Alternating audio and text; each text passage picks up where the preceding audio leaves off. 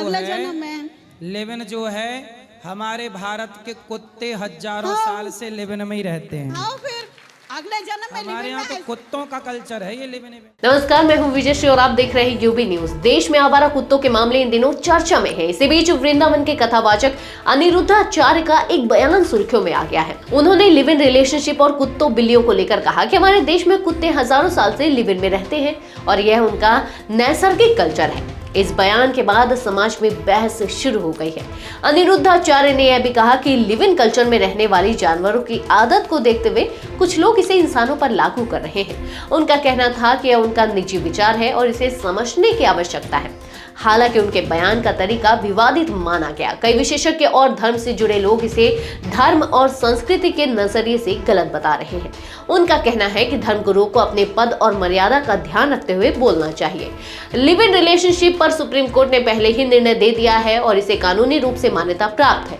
इसके बावजूद अनिरुद्धाचार्य का कुत्ते बिल्लियों वाले उदाहरण कई लोगों को विवादास्पद लगा। उनके बयान ने समाज में नैतिकता और संस्कृति पर बहस को जन्म दिया है।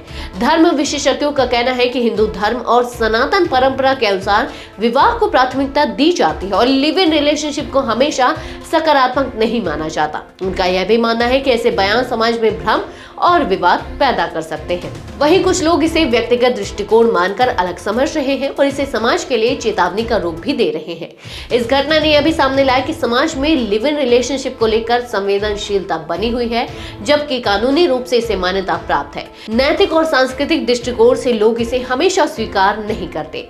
अनिरुद्धाचार्य का बयान इस संवेदनशील मुद्दे पर नई बहस को जन्म दे रहा है। इस मामले ने धर्म, संस्कृति और आधुनिक सामाजिक बदलाव के बीच की खाई को भी उजागर किया है।